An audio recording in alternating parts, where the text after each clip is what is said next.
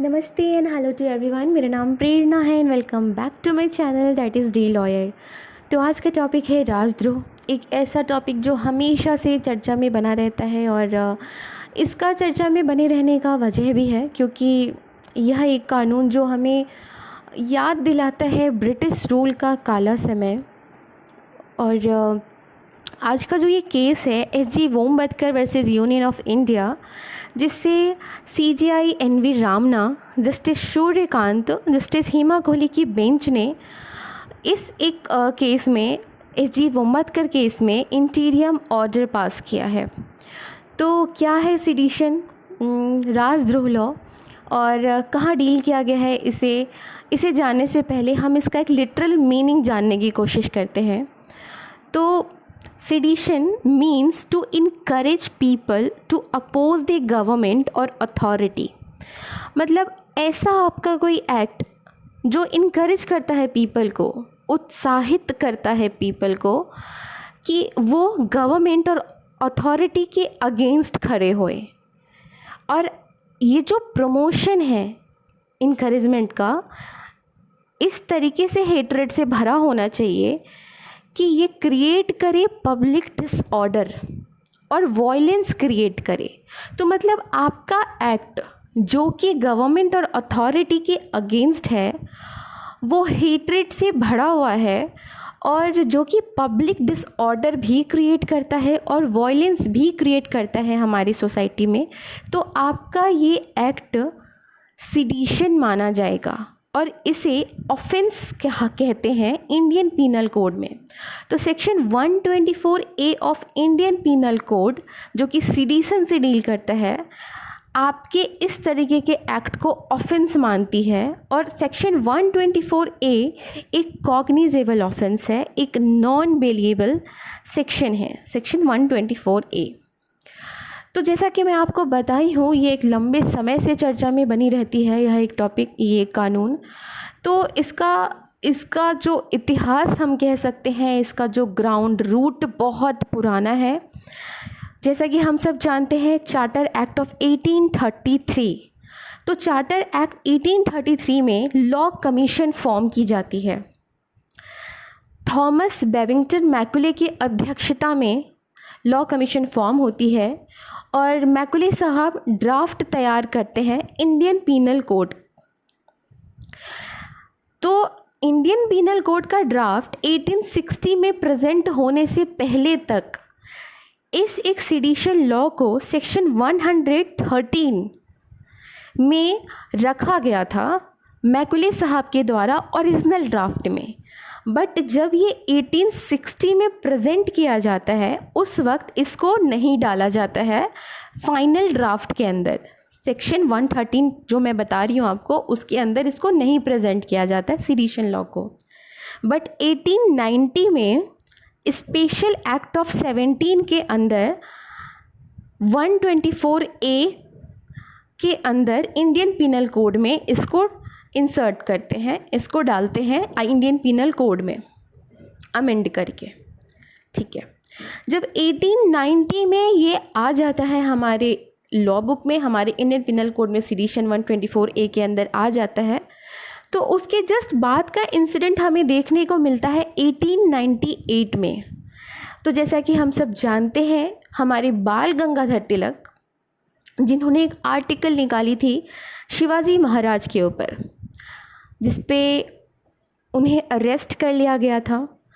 तो 1898 का जो ये केस है, क्वीन इम्प्रेस वर्सेस बाल Gangadhar Tilak, queen impress versus बाल गंगाधर तिलक 1898, जिसमें बाल गंगाधर तिलक को अरेस्ट कर लिया गया था। और उस वक्त भी ये बात चर्चा में थी कि हमारे आइडियल के ऊपर अगर हम अपना विचार प्रकट करते हैं, हम अगर उन्हें पूछते हैं और अगर उन्हें हम फॉलो करते हैं, तो यह किस तरीके से सिडिशन हो सकता है, किस तरीके से राजद्रोह हो सकता है। बट क्योंकि वो ब्रिटिश रूल था, उस वक्त इस चीज़ को बिल्कुल से नाकार दिया जाता है और हमारे तिलक साहब को अरेस्ट कर लेते हैं। तो 1898 का ये केस था जिसमें सिडिशन का आप पहला एक इंसिडेंट देख रहे हैं कि वहाँ पे हमारे बाल गंगाधर तिलक जी को अरेस्ट कर लिया गया। उसके बाद टाइम एंड अगेन बहुत सारे केस आते चले गए और आप देखते हैं कि हमेशा ये एक चीज़ चर्चा में बनी रहती है। फिर 1950 में Romesh Thapar versus state of Madras का केस आता है, जहाँ पे फिर से जस्टिस के द्वारा, कोर्ट के द्वारा ये बोला जाता है कि जो सिडिशन का लॉ है ये सही नहीं है। आप इसको राजद्रोह, अपना विचार प्रकट करना, अपना रोष प्रकट करना गवर्नमेंट के अगेंस्ट, आप इसको राजद्रोह में नहीं डाल सकते, क्योंकि कई बारी जब हम रोष प्रकट करते हैं या फिर स्ट्राइक करते हैं गवर्नमेंट के अगेंस्ट, तो दैट इज़ नॉट फॉर राजद्रोह, दैट इज़ नॉट कि हम वो पर्टिकुलर गवर्नमेंट के अगेंस्ट हम कर रहे हैं। हम कई बारी हमारा जो ये स्ट्राइक होता है वो होता है हम जब नाखुश होते हैं सरकार के द्वारा बनाया गया कोई लॉ, या फिर हम डिमांड करते हैं, हम चाहते हैं कि जो एक कानून सरकार ने बनाई है उस पर वो पुनः विचार करे या फिर कुछ नया इम्प्लीमेंट करे या फिर कुछ भी चेंजेस लाए। तो अगर हम अपने विचार को प्रकट कर रहे हैं हमारे गवर्नमेंट के पास, तो उसको आप आपके हर एक एक्शन को राजद्रोह के कैटेगरी में नहीं डाल सकते, जो कि टाइम एंड अगेन आप बहुत सारे केसेस में देखते चले आएंगे। तो जिसका ये सेकेंड केस था Romesh Thapar versus state of Madras का 1950 का। फिर 1951 में तारा सिंह गोपीचंद वर्सेस स्टेट में भी यही बात दोहराई जाती है कि आप हर एक एक्ट को सिडिशन नहीं बोल सकते। फिर आता है इलाहाबाद का जजमेंट, जो कि था राम नंद वर्सेस स्टेट ऑफ यूपी का 1959 का, जिसमें सीधा सीधा सिडिशन को अनकॉन्स्टिट्यूशनल बोल दिया गया इलाहाबाद कोर्ट के द्वारा। उसके बाद केदारनाथ रूलिंग आता है, 5 बेंच की रूलिंग होती है सुप्रीम कोर्ट में, जिसमें डिफरेंट गाइडलाइंस दी जाती है। 7 हेड के अंदर, 7 हेड के अंदर डिफरेंट गाइडलाइंस दी जाती है इन 5 बेंच के 5 जस्टिस के द्वारा 5 जजेस की बेंच होती है केदारनाथ रूलिंग के अंदर, जिसमें ओवर रूल किया जाता है राम नंदन वर्सेस स्टेट ऑफ यूपी 1959 का वो एक केस, जो कि इलाहाबाद का जजमेंट था, जिसमें इन्होंने सिडिशन को अनकॉन्स्टिट्यूशनल बोल दिया था। तो इसको ओवर रूल करता है केदारनाथ केस, और उसमें ये कहते हैं कि सिडिशन अनकॉन्स्टिट्यूशनल हम नहीं कह रहे, क्योंकि जैसा कि आप जानते हैं आर्टिकल 19(2) के अंदर रिस्ट्रिक्शंस दी गई है, रीजनेबल रिस्ट्रिक्शन, क्योंकि 19(1) जो है हमारा आर्टिकल 19(1) स्पीच और एक्सप्रेशन की फ्रीडम की बात करती है, और 19(2) के अंदर एक रीजनेबल रिस्ट्रिक्शन की बात की जाती है उसके अंदर। तो अगर हम सिडिशन के अंदर, जैसा कि हमारे एक्ट को और हमारे रोष को आप राजद्रोह की कैटेगरी में डालते हैं, तो अगर ये वाकई में अगर आपका हर एक एक्ट राजद्रोह है, तो आप उसको 19(2) के अंदर भी डाल सकते थे, लेकिन आर्टिकल 92 के अंदर इस एक चीज़ को नहीं डाला गया है। तो ये जो केदारनाथ का रूलिंग था, इसमें जो डिफरेंट गाइडलाइन दी गई थी, उसका क्रक्स यही निकलता है, जो कि बहुत समय पहले के मुंशी ने अपने एक स्पीच में बोले रहते हैं कि सिडिशन जो है, sedition law section 124A of Indian penal code, उसका बेसिक जो है वो उसका बेसिक यही है कि पब्लिक डिसऑर्डर को रोका जाए। सेक्शन 124A का एक मूल्य मकसद है कि पब्लिक डिसऑर्डर को रोका जाए, और इसी एक बात को दोहराई जाती है केदारनाथ रूलिंग के अंदर भी, कि क्योंकि हम 124A को पूरी तरीके से अनकॉन्स्टिट्यूशनल नहीं बोल सकते, लेकिन हाँ आपका ऐसा एक्ट जो कि पब्लिक डिसऑर्डर क्रिएट करे या इनवाइट करे, तो आप उसको सिडिशन ज़रूर मानोगे, और यह एक ऑफेंस है। तो ये गाइडलाइन दी जाती है केदारनाथ रूलिंग के अंदर। फिर उसके बाद बहुत सारे और केसेस आते हैं, जैसे Balwant Singh versus state of Punjab का केस हम देखते हैं 1995 के अंदर, और उसके बाद फिर हम देखते हैं कि Vinayak Sen versus state of Chhattisgarh, जिसमें कि हम सिडिशन का कुछ एक नया ही अलग रूप देखते हैं, जिसमें होता यह है कि अगर हम एक नॉर्मल पैम्पलेट भी बांटते हैं, जो पर्चे आप कहते हैं, छपे हुए पर्चे अगर आप बांटते हैं जो गवर्नमेंट और अथॉरिटी के अगेंस्ट होती है, तो आप ऐसे केस में भी सिडिशन के अंदर लायबल होंगे, क्योंकि कहते हैं कि ऑल्दो आपने उस पर्चे को छपवाया नहीं है, आप वो चीज़ पढ़ नहीं रहे हो, आप स्पीच नहीं दे रहे हो, बट आप वो बांट रहे हो, आप इनडायरेक्टली आप प्रोवोक कर रहे हो जनता को, तो वो भी सेडिशन के अंदर आता है, वो भी राजद्रोह है। तो ये एक साइड हम सेडिशन का देखे हैं बिना एक सेन के अंदर। फिर आता है 2016 का केस, जिसमें Arun Jaitley versus union of India, जिसमें कहते हैं कि मतलब मियरली आप जुडिशरी को या फिर क्रिटिसिज्म ऑफ कोर्ट को अगर आप सेडिशन में डालते हो तो ये गलत है। एक नॉर्मल क्रिटिसिज्म ऑफ जुडिशरी या कोर्ट डिसीजन को आप सेडिशन के अंदर नहीं डाल सकते। ये डील किया गया था Arun Jaitley versus union of India 2016 के अंदर। उसके बाद फाइनली जो ये अभी बहुत रिसेंट केस हम देखे हैं, वीए पंगुलिनेथी वर्सेस स्टेट, जिसमें आप काफ़ी न्यूज़ में सुने होंगे, नीट एग्ज़ाम को रोकने की बात की जा रही थी तमिलनाडु गवर्नमेंट के द्वारा, तमिलनाडु में। इसमें तो उसमें ऐसा कह रहे थे कि आप इस एक एक्ट को भी सेडिशन के अंदर कैसे डाल सकते हो कि अगर कुछ एक पर्टिकुलर सेक्शन है, ग्रुप ऑफ पीपल है, अगर वो किसी एग्ज़ाम को रोकने की बात कर रहे हैं अपनी किसी डिमांड को लेकर, तो you can not implement that राजद्रोह टाइटल ऑन देम। क्योंकि अगर वो अपने सरकार से अपनी मांगों को नहीं व्यक्त करेंगे, जो कि टोटली नॉन वायलेंस होना चाहिए, वहाँ पे ऐसा वायलेंस का यूज़ ना हो। अगर आप शांतिपूर्वक खड़े होके अगर अपने नारों के साथ या फिर आवाज़ उठा के अगर आप बोलते हैं, सरकार तक अपनी बात पहुँचाने की कोशिश करते हैं, तो ऐसे केस में आप इसको सेडिशन के अंदर नहीं डाल सकते। तो जैसा कि हम देखे हैं डिफरेंट केसेस में किस तरीके से इसका डेवलपमेंट 1833 से हुआ है। फिर 1898 में हमारे बाल गंगाधर तिलक जी को अरेस्ट किया गया। फिर अभी 2021 का जो ये केस था, और अब 2022 में जो ये केस आया है H.G. Vombatkere versus union of India, जिसमें हमारी बेंच ने chief justice of India N.V. Ramana और सूर्यकांत और हिमा कोहली जी ने इंटीरियम ऑर्डर पास किया है। तो इंटीरियम ऑर्डर इन्होंने जो पास किया है, इसमें गवर्नमेंट को रिक्वेस्ट किया गया है कि जब तक एक फाइनल रिव्यू सेंट्रल गवर्नमेंट नहीं कर लेती है इस एक सेक्शन पे, सेडिशन लॉ पे, तब तक आप कोई भी नया केस और FIR लेने से रोके। और बोला गया है सेंटर को कि आप स्टेट को भी ये चीज़ बताएं कि वो कोई भी नया केसेस को या फिर FIR को ना ले सेडिशन लॉ के अंदर, जब तक ये पुनः विचार हमारी जो सेंट्रल गवर्नमेंट है वो ना कर ले ये सेडिशन लॉ के ऊपर। तो बात आती है कि इफ़ इन केस अगर बावजूद इस गाइडलाइंस के और इस ऑर्डर के बाद भी अगर कोई स्टेट या फिर किसी को अरेस्ट कर लिया जाता है या फिर उस पर केस चलाई जाती है सेडिशन के अंदर, तो फिर ऐसे केस में सामने वाला बंदा क्या करे। तो इसमें ये कहा गया है कि सरकार को ये गाइडलाइन दी गई है कि आप रोक लगाओ, आप नहीं होने दो कोई भी नए केसेस को, कोई नया FIR मत होने दो इस पे सेडिशन पे। इसके बाद भी अगर आप अरेस्ट करते हो, नए केस चालू की जाती है, तो वह एक इंसान जिसके ऊपर सेडिशन लगाया गया है वो इस ऑर्डर को यूज़ कर सकता है to ask for his relief. Supreme court के इस ऑर्डर को एज अ रिलीफ यूज़ कर सकता है और he can go to the court and ask for his relief.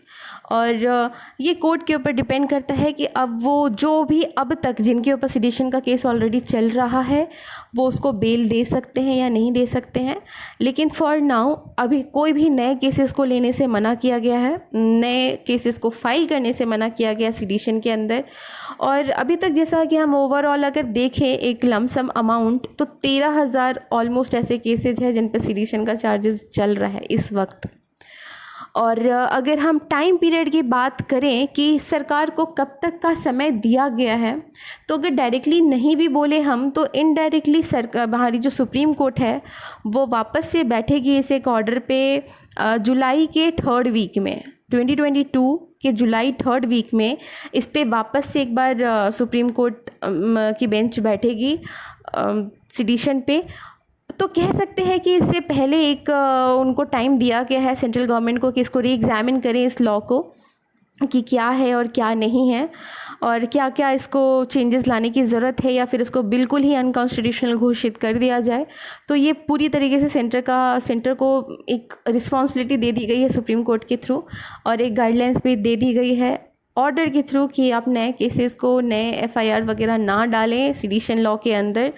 और यस, जैसा कि आप जानते होंगे, उमर खालिद जो थे जेएनयू के स्टूडेंट जिनके ऊपर भी सेडिशन का लगा था, तो एग्जाम्पल के तौर पे मैं बता रही हूँ, वो भी अब एज अ बेल वो बेल अब चाहे तो ले सकते हैं। कोर्ट के ऊपर डिपेंड करता है कि उनको बेल दे या ना दे। लेकिन हाँ, जैसा कि अब मैं देख रही हूँ इस एक ऑर्डर के बाद, अब ये जितने भी केसेस, जितने भी लोगों पे सिटीजन के चार्जेस लगे हैं, they have right to ask for bail. उनको बेल लेने का अधिकार है, और अब वो कोर्ट के ऊपर डिपेंड करता है कि वो उनको देते हैं या नहीं देते हैं। तो अगर ये रहा ओवरऑल बात जो कि वोम्बतकर केस में हमारी सुप्रीम कोर्ट बेंच ने जो इंटीरियम ऑर्डर पास की है, इसका हिस्ट्री कैसे रहा। और अगर मैं एक बैड एक्ट वर्ड के थ्रू जाऊं जो कि है लॉ स्टूडेंट्स के लिए, तो मैं सेक्शंस को रीड करूंगी आपके सामने, और मैं कोशिश करूंगी कि एम्फसाइज़ करूं उस एक पर्टिकुलर वर्ड्स के ऊपर जहां पे आपको स्पेशली देखने की ज़रूरत है।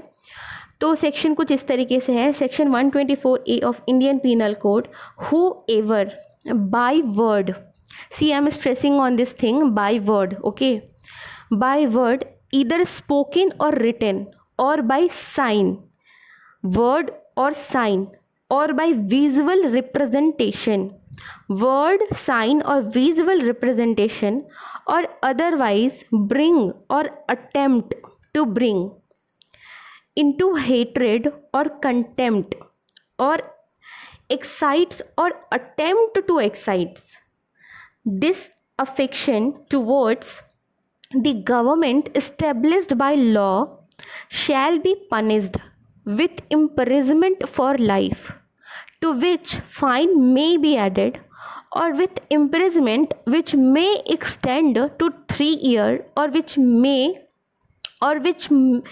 which fine may be added, और विथ फाइन।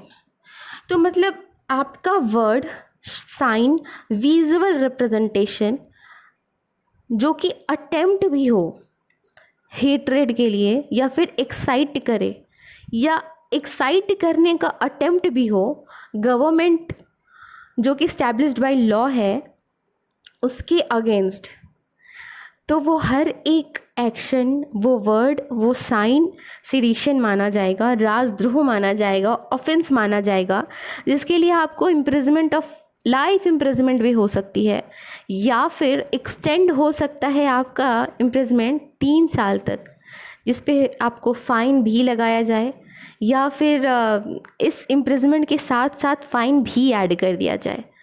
तो इस एक सेक्शन में एक्सप्लेनेशन भी दिया गया है, एक्सप्लेनेशन 1, 2 और 3 के अंदर, जिसमें एक्सप्लेनेशन 1 एक्सप्रेसली बता रहा है कि क्या होना चाहिए। The expression disaffection include disloyalty and all feelings of इनपिटी।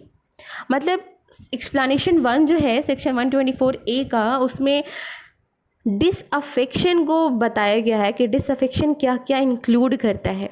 और एक्सप्लेनेशन 2 और 3 जो है वो एक काइंड ऑफ गाइडलाइंस आप समझ लीजिए, 2 और 3, क्योंकि इसमें वैसे कमेंट को बताया गया है कि आप ना करें, और अगर आप नहीं करते हैं तो आप सेडिशन के अंदर नहीं आते हैं। मतलब अगर आप अगर आपका कोई एक नॉर्मल हेट्रेड रहता है, जो कि सरकार के पास आप रोष प्रकट करते हो, अपने विचारों को प्रकट करते हो, या फिर अपने मुद्दों को उठाते हो, या फिर अपने डिमांड को मनवाना चाहते हो, तो उसको सेडिशन कैटेगरी के अंदर नहीं डाला जाएगा। तो it's a kind of explanation 2 और 3 is a guidelines with some topic कि हाँ ये चीज़ आप ना करो, और अगर आप ये नहीं करते हो तो उसके बाद का किया गया आपका एक्ट सेडिशन नहीं है। और एक्सप्लेनेशन 1 जो है वो बता रहा है कि डिससेटिस्फैक्शन का मतलब क्या होता है, डिसलॉयल्टी और ऑल फीलिंग्स ऑफ इनमिटी।